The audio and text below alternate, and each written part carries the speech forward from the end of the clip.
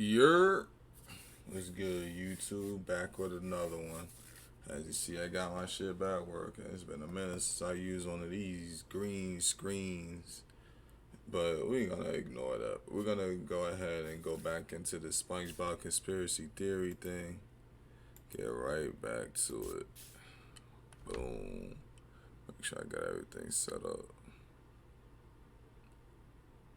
I bet.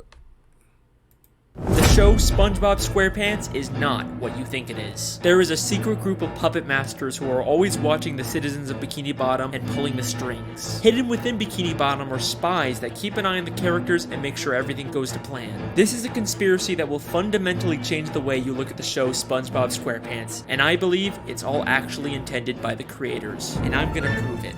This is the television theory.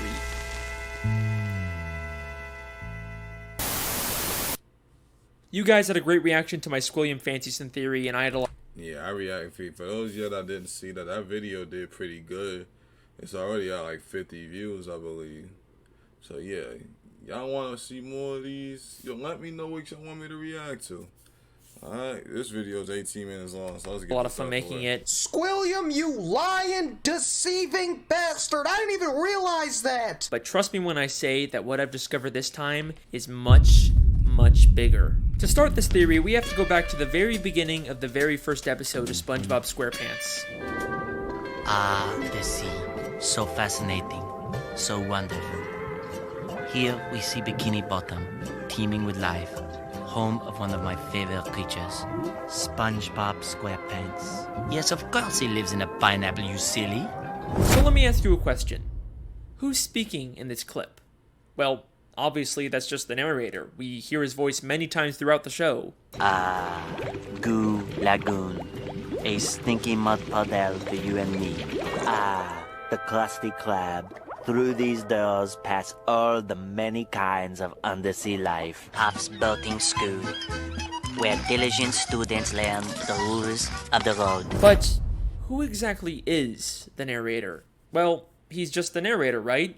We're not supposed to think about who he is or why we're hearing him. Lots of shows have narrator framing devices we're not supposed to think about. Caillou was amazed that Mommy had made a rainbow, just like in the picture.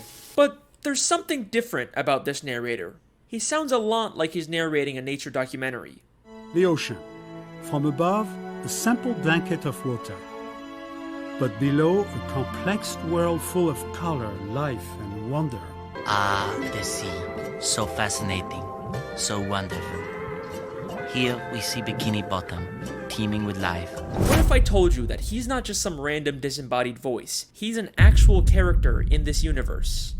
Here we are again at the Bikini Bottom boating school. Today is once again the day of SpongeBob's boating school exam. But more importantly, this is the last test for the year. And if SpongeBob does not pass this one, it means another whole year of boating school! SpongeBob literally crashes into the fourth wall, and we actually get to see the narrator and the camera he's been filming with. The show SpongeBob SquarePants is not just a cartoon. Everything we see is a part of a nature documentary television show being filmed by scuba divers. And if you're still not convinced, I searched really hard and found an old SpongeBob DVD bonus feature that basically confirms everything. Since before time even existed, land-loving scientists have tried to learn the secrets of intelligence. Their studies led them to the sea, where the citizens of one undersea colony demonstrated a genius so enormous, the scientists felt compelled to record their actions for use in teaching mankind how to live better. The name of this miraculous place? Bikini Bottom. Poring over the mass of brainy masterminds scattered about this strange land, the scientists chose 6 Bikini Bottom residents at random to study. As the scientists marveled at the advanced knowledge and superior intellect of these 6 creatures, I went to college! They rolled their cameras and took notes. And now, finally, we can learn all of the things that these smarty pantsuses have to teach us. Life lessons from Bikini Bottom.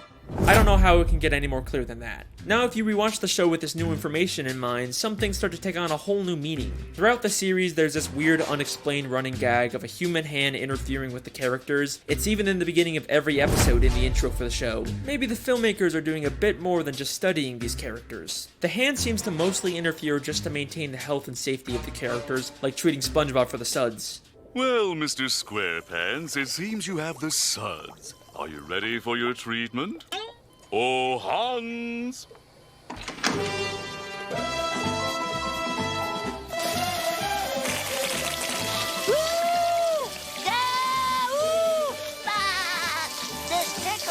It makes sense that the filmmakers wouldn't want to risk the safety of their main character. After all, there's no show without Spongebob, but that's not the only reason why they interfere. Season 3, Episode 16, I Had an Accident, is infamous for having one of the most absurd, confusing endings in the entire show. It ends with a real gorilla suddenly coming out of a Patrick costume and attacking the characters. A real gorilla? Huh?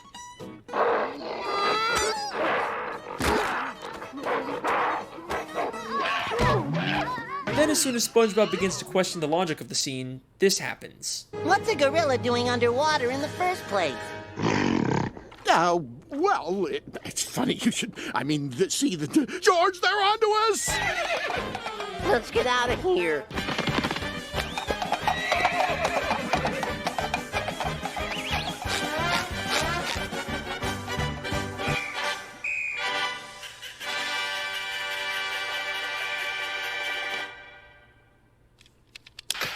SpongeBob is a weird show, but this has always stuck out as being just a little too weird. But knowing what we know now, I think I can explain what's going on here. This isn't a real gorilla. Every other land animal we've seen underwater wears a helmet. Well, obviously that wasn't a real gorilla.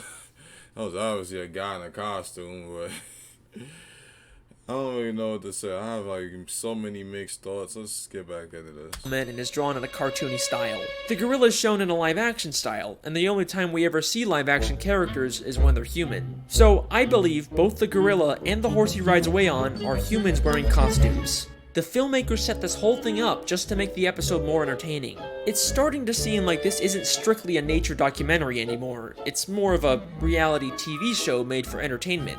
Who knows what other absurd elements of the show are actually put there by the filmmakers to make the show more entertaining and profitable. Although, based on the people's reaction, it doesn't always seem to pay off. But how far will the filmmakers go to make the show more profitable? Saturday morning in Bikini Bottom. SpongeBob is watching his favorite Saturday morning show, The Adventures of Mermaid Man and Barnacle Boy, enjoying a bowl of Mermaid Man and Barnacle Boy bland cereal, and wearing the official Mermaid Man and Barnacle Boy Black Fist biters. If we think of this as a television show, this sounds an awful lot like a product placement. I mean, listen to how the narrator specifically says the full names of the products. The Adventures of Mermaid Man and Barnacle Boy, Mermaid Man and Barnacle Boy bland cereal, Mermaid Man and Barnacle Boy Black Fist biters. Why don't you let me fix you some of this new Mococo drink? All natural cocoa beans from the upper slopes of Mountain Nicaragua, no artificial sweeteners. What the hell are you talking about? Who are you talking to? Maybe the Mermaid Man and Barnacle Boy TV show is actually from the surface world. They are human after all. It makes sense that the filmmakers would choose to highlight these popular superhero characters. The more they show, the more they're gonna sell Mermaid Man and Barnacle Boy merchandise. Hang on a second, why are Mermaid Man and Barnacle Boy the same size as all the fish in Bikini Bottom, even though humans are always shown as massive compared to fish?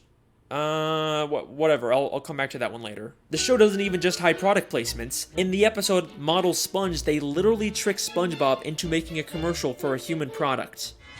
I'm ready for my close-up, Mr. Director. Very well. Loose the pants! Hans, where's my star? What's happening? What's happening? In this scene, you'll be cleaning bathroom fixtures. Okay, so where's my cleaning utensil? Don't you get it? You are the cleaning utensil. High speed! Oh no, your bathroom is a disaster. Get it cleaned up fast with the new sponge. Household chores are a snap with new sponge. It cleans sinks. Just look at that shine. This is just like in real life how Spongebob is such a popular character that he's used to sell tons and tons of products. So far I've shown you that the show SpongeBob SquarePants is actually a documentary television show, but the creators continually interfere to push their own agendas and make more money. But that brings us to an important question. Do the characters know they're in a television show? Let's go back to that clip where SpongeBob hits the cameraman. It means another whole year of boarding school! What happened? Oh, nothing, SpongeBob. You just struck another pedestrian. Mrs. Puff calls him a pedestrian, which sounds more like she thinks he's just some random Bikini Bottom citizen. The different types of marine life in SpongeBob are so diverse and weird looking that it's not too hard to believe that the characters just think these filmmakers are another weird type of fish. And back to the gorilla episode, the gorilla and the horse immediately get nervous and run away when SpongeBob questions what's going on. Well, it's funny you should... George, they're onto us! Let's get out of here. Almost like the creators don't want the characters to be aware their lives are being interfered with. Now, there isn't a ton of footage of the characters interacting with the filmmakers, but I dug really deep and found the smoking gun that answers all of our questions. This is an old commercial from 2004 made to promote the SpongeBob movie. SpongeBob, what kind of jellyfish is that? It's not a jellyfish, Patrick. It's a spaceship. Hey guys, it's Carlos from the Zone. I was wondering if you could answer a few questions. Questions? Run for your lives! No, Pat, don't you see? It wants to learn about our world, and it's chosen us. What? Yay! We've been chosen. A submarine comes down to SpongeBob and Patrick to ask questions to promote the new movie. SpongeBob and Patrick are clearly confused by this and think the submarine is some kind of alien. They also have no idea that they're the stars of a movie. Well, thanks guys. We'll see you in the movie! Bye! Movie? What's that? I know. So I think it's pretty clear at this point that the characters are unaware their lives are being filmed and interfered with. But there are some characters that have to have some level of awareness. For example, the Dr. Fish that told the human hand to treat SpongeBob, and the Director Fish that directed the commercial for the human world. What makes these characters so special?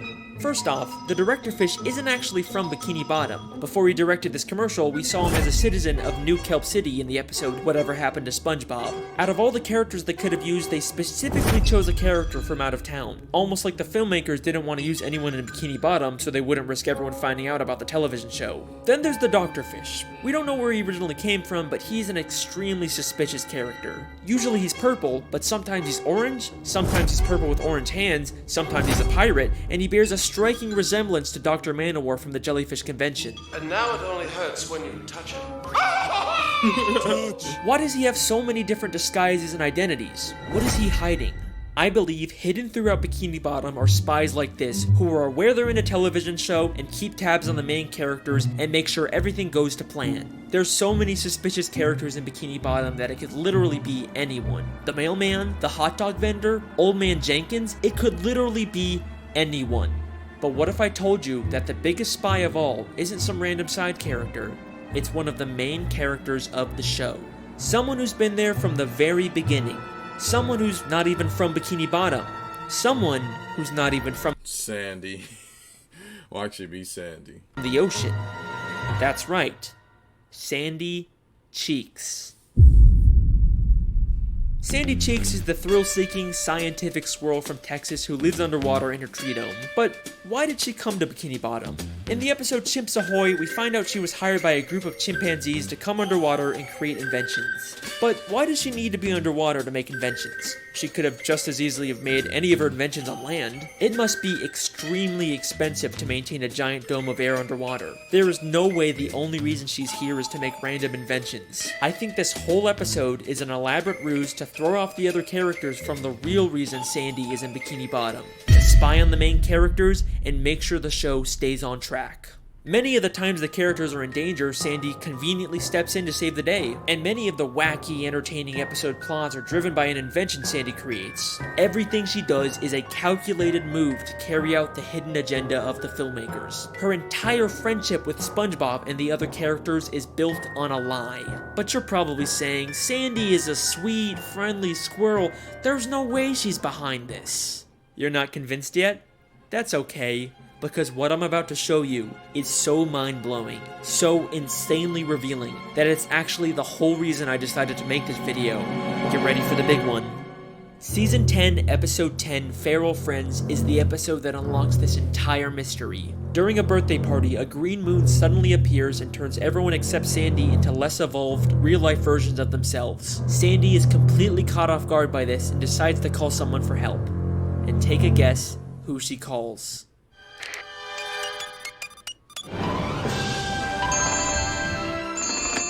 Hello, French narrator speaking. Hey, Frenchie! It's me, Sandy! Ah, Sandy Cheeks. How is it hanging? Oh, it's not hanging too good, Frenchie. You see, there's this... Don't say another word. I have been monitoring the behavior of the green moon all day. Huh, yeah, I guess that's a pretty interesting clip, yeah.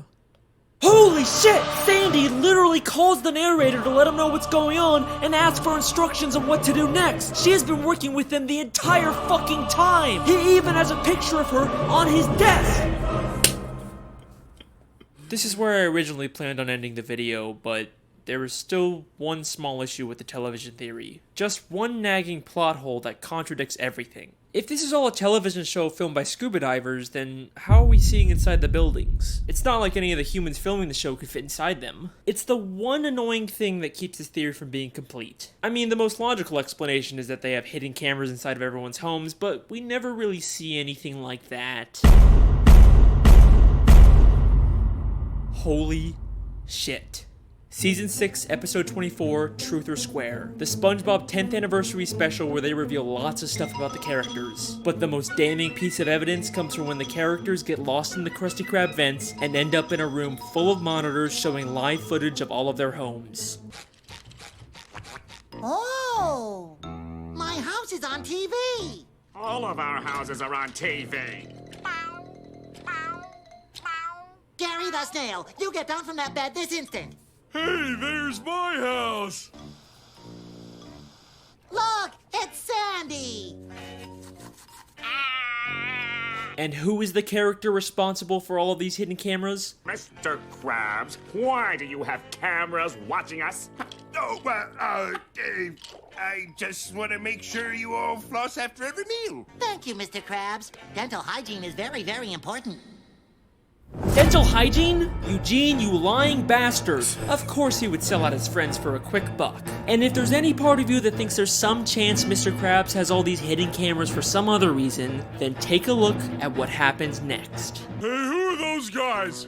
I think it's us, Patrick. But who are they?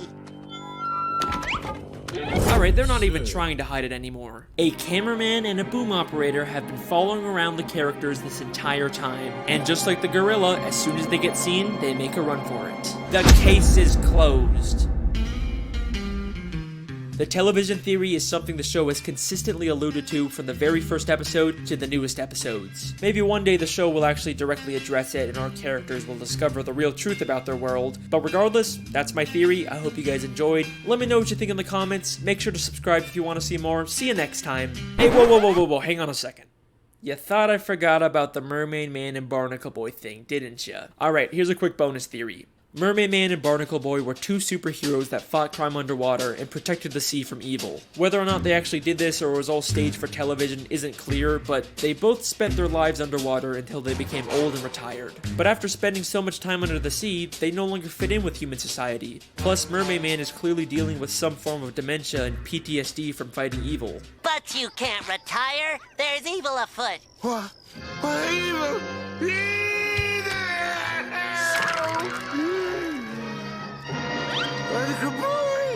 So, they decided to live the rest of their lives in Bikini Bottom, and in order to fit in better with their fellow sea creatures, they made the permanent decision to shrink themselves using Mermaid Man's shrinking belt. The case is closed. Again.